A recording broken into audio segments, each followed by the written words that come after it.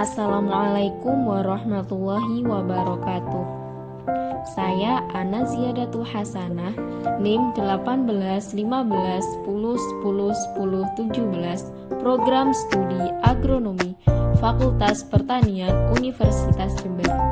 Di sini saya akan mencoba menjelaskan tentang macam-macam rancangan percobaan satu faktor. Apa saja macam-macam rancangan percobaan satu faktor? Macam-macam rancangan percobaan satu faktor terdiri dari 3 rancangan. Yang pertama, RAL, rancangan acak lengkap. Yang kedua, RAK, rancangan acak kelompok.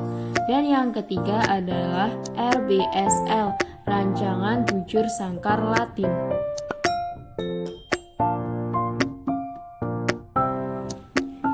Yang pertama adalah rancangan acak lengkap.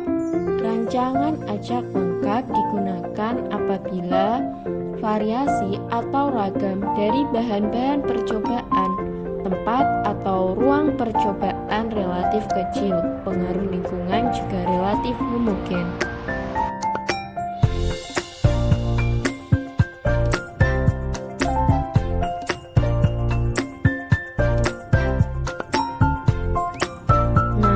Syarat-syarat RAL. Yang pertama, unit percobaan yang digunakan harus homogen. Penempatan perlakuan ke dalam satuan-satuan percobaan dilakukan secara acak lengkap dan jumlah perlakuan terbatas. Faktor luar yang mempengaruhi harus dapat dikontrol.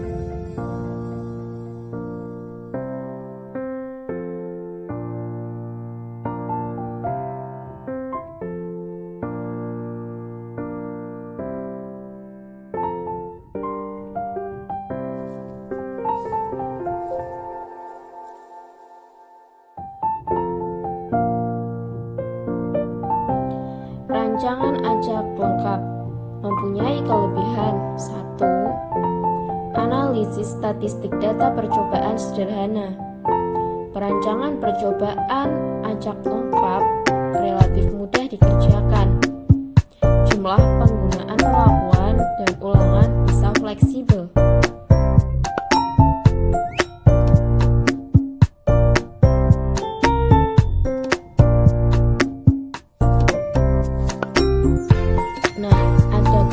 Tentu saja juga ada kekurangan.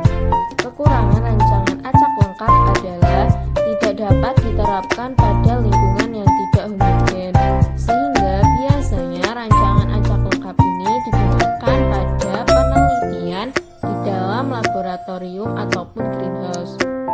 Jumlah unit percobaan rendah, sehingga hasil tidak efisien. Selanjutnya, hasil tidak bisa konsisten dikarenakan jumlah unit percobaan ulangan rendah.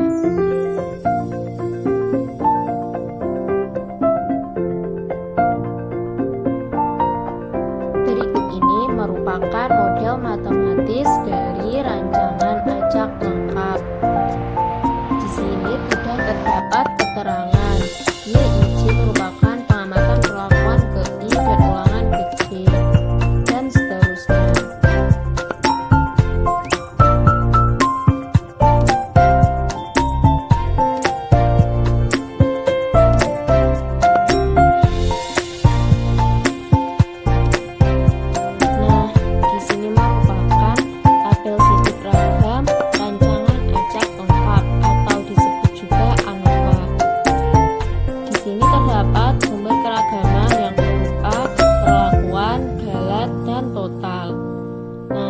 Cara menghitung derajat bebas perlakuan adalah T yang merupakan perlakuan -1, sedangkan galat T dalam kurung R-1, R merupakan ulangan. Total adalah T kali R-1. Selanjutnya jumlah kuadrat, yaitu jumlah kuadrat perlakuan, jumlah kuadrat galat, jumlah kuadrat total. Selanjutnya kuadrat tengah. JKP per T-1 sama dengan KTP. KTP ini kuadrat tengah perlakuan. JKG per T dalam kurung R-1 sama dengan KTG. Nah, kuadrat tengah ini nantinya akan digunakan untuk mencari F hitung. Nah, F hitung rumusnya itu KTP kuadrat tengah perlakuan per KTG kuadrat tengah galet. Selanjutnya F tabel. F tabel ini ada dua, 0,05 dan 0,01. Bisa dilihat di tabel F.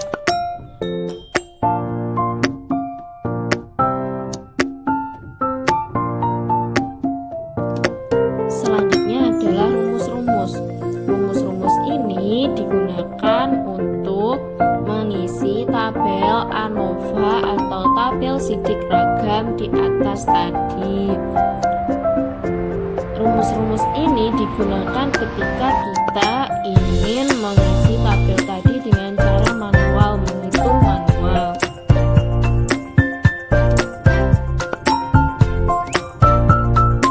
Pengacakan rancangan acak lengkap. Setiap unit percobaan pada rancangan acak lengkap mempunyai peluang yang sama untuk menerima perlakuan. Pengacakan rancangan acak lengkap dapat dilakukan dengan cara pengundian. Selanjutnya juga bisa dilakukan dengan tabel angka ataupun menggunakan bantuan software. Tata letak plot percobaan rancangan acak lengkap. Tentukan keseluruhan plot percobaan, yaitu jumlah perlakuan dikali jumlah ulangan. Jadi N sama dengan T kali R. Misal, suatu percobaan dengan 4 perlakuan yaitu A, B, C, dan D yang masing-masing diulang 5 kali. Jadi jumlah plot percobaannya adalah 20, yaitu 4 dikali 5. Syarat T kali R-1 lebih dari atau sama dengan 15, di mana 4 dikali 5 min 1 sama dengan 16. Jadi ini sudah memenuhi syarat. Selanjutnya berikan nomor urut pada masing-masing plot untuk contoh di atas. Jadi 1 dari nomor 1 sampai dengan nomor 20. Langkah ketiga, tempatkan masing-masing perlakuan pada plot-plot percobaan secara random atau secara acak sesuai dengan cara perandoman atau pengacakan.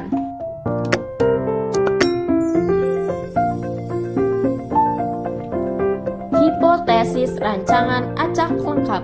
Hipotesis merupakan dugaan sementara dan bisa diterima juga bisa ditolak dalam suatu penelitian.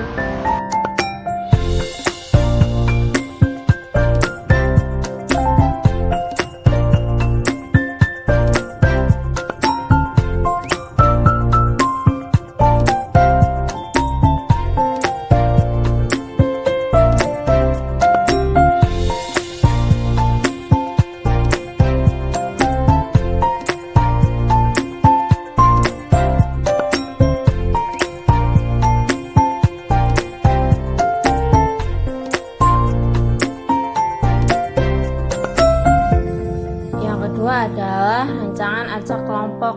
Rancangan acak kelompok merupakan rancangan percobaan yang digunakan pada kondisi tempat yang tidak homogen, kebalikannya dari RAL.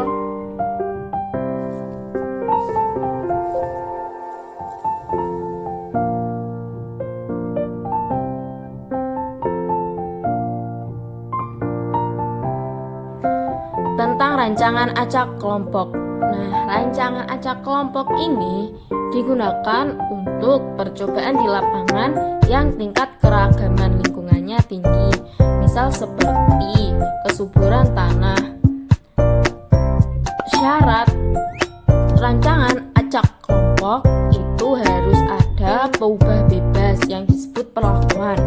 Ada satu peubah sampingan yang disebut kelompok. Selanjutnya, pada rancangan acak kelompok dilakukan blocking sebagai ulangan terhadap lingkungan. Dilakukan randomisasi perlakuan pada masing-masing blok.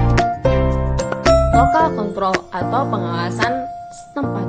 Artinya, tempat percobaan harus dikelompokkan menjadi bagian-bagian yang relatif homogen. Selanjutnya, apabila sudah homogen, maka dapat dilakukan pengujian.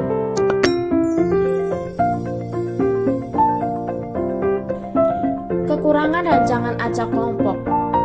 Jadi, rancangan acak kelompok ini mempunyai kekurangan. 1. Memerlukan asumsi tambahan untuk beberapa uji hipotesis. 2. Derajat bebas kelompok akan menurunkan derajat bebas skala, sehingga sensitivitasnya akan menurun, terutama apabila jumlah perlakuannya sedikit atau keragaman dalam suatu percobaan kecil. Ketiga, peningkatan ketepatan pengelompokan akan menurun dengan semakin meningkatnya jumlah satuan percobaan dalam kelompok. Keempat, interaksi antara kelompok perlakuan sangat sulit.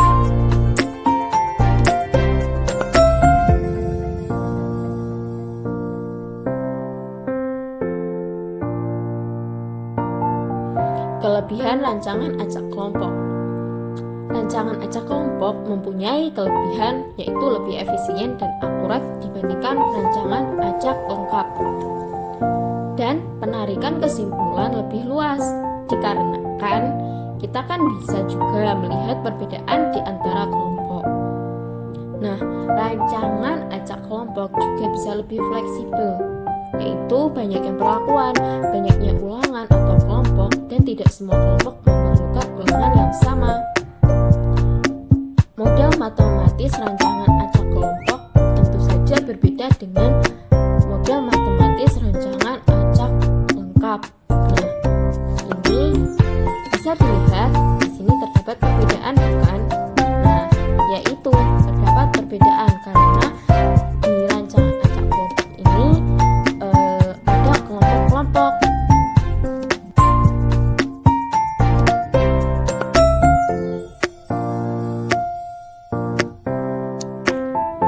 Prosedur pembuatan denah rancangan acak kelompok. Yang pertama, tempat percobaan dibagi ke dalam blok. Banyaknya blok sama dengan banyaknya ulangan. Yang kedua, blok atau ulangan dibagi ke dalam petak atau blok. Banyaknya petak dalam tiap blok sama dengan banyaknya taraf perlakuan. Yang ketiga, penempatan perlakuan dalam setiap petak pada tiap blok dilakukan secara acak atau random. Nah, ini merupakan tabel data rancangan acak kelompok dengan permisalan perlakuannya 4 dan kelompoknya ada 5. Seperti ini.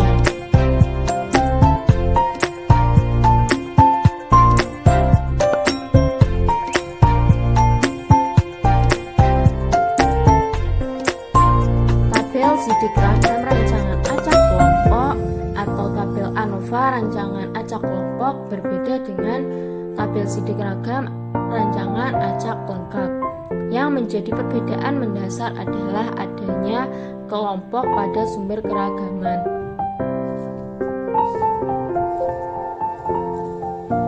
Selanjutnya adalah rumus-rumus. Rumus-rumus ini digunakan untuk mengerjakan tabel sidik ragam secara manual. Rumus-rumusnya tentu ada perbedaan antara rancangan acak kelompok dan rancangan acak lengkap.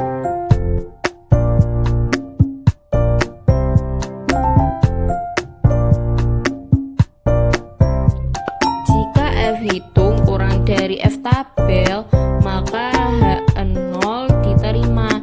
Hal ini berarti perlakuan tidak berpengaruh nyata.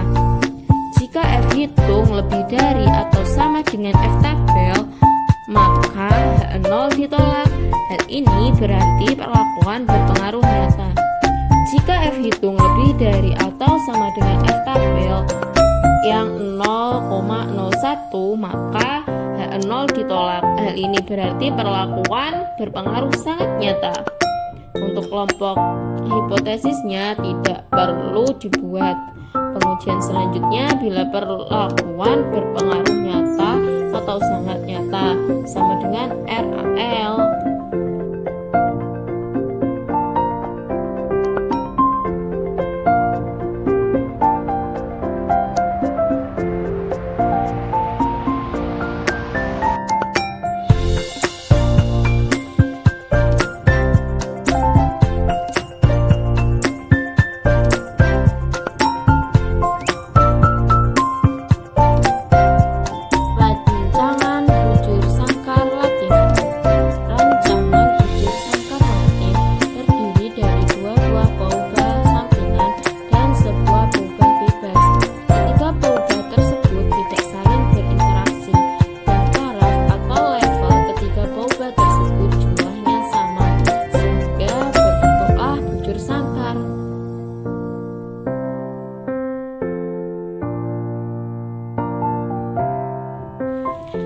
Tentang rancangan bujur sangkar Latin.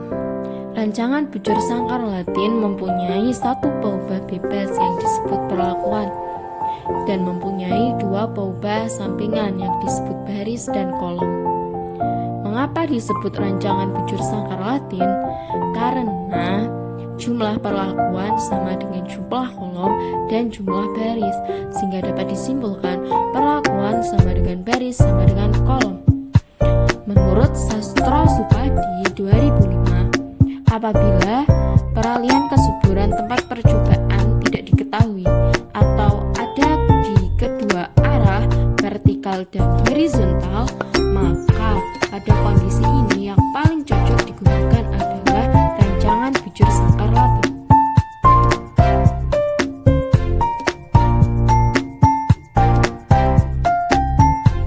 Selanjutnya, bagaimana sih prosedur pembuatan bagian di lapangan menggunakan rancangan bujur sangkar Latin?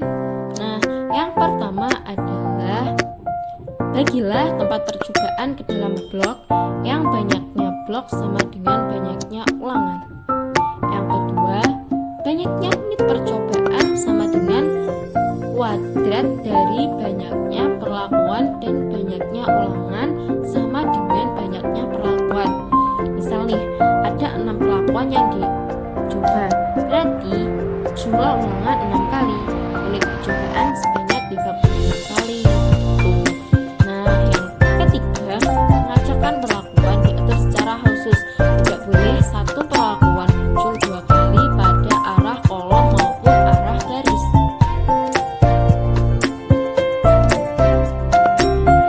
Berikut ini merupakan model matematis dari rancangan bujur sangkar Latin.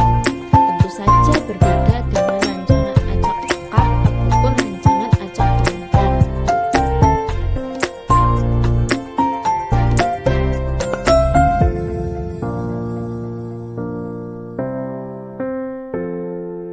Nah, ini merupakan tabel sidik ragam atau tabel ANOVA rancangan bujur sangkar Latin.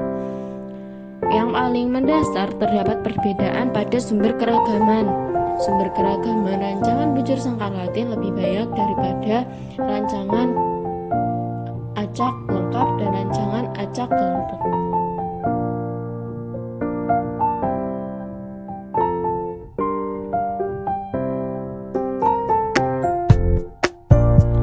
Rumus-rumus berikut merupakan rumus-rumus yang digunakan untuk mengerjakan tabel ANOVA pada rancangan bujur sangkar Latin.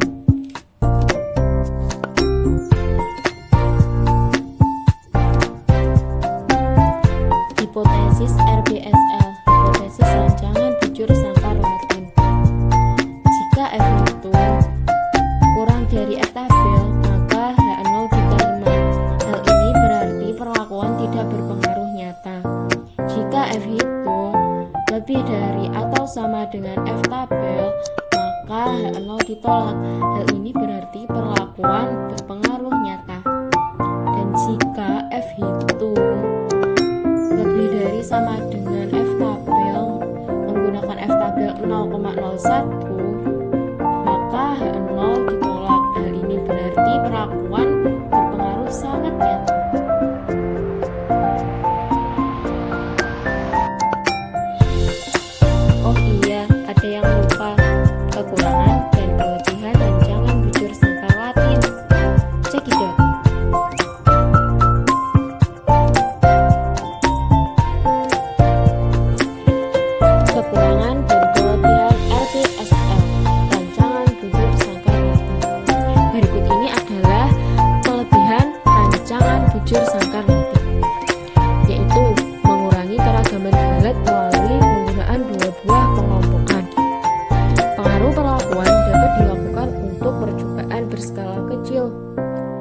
Dan baris atau kolom bisa juga digunakan untuk meningkatkan cakupan dalam pengambilan kesimpulan.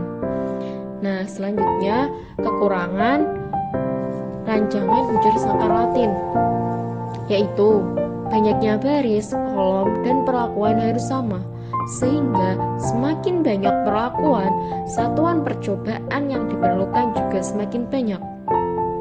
Apabila banyaknya kelompok bertambah besar, satuan percobaan juga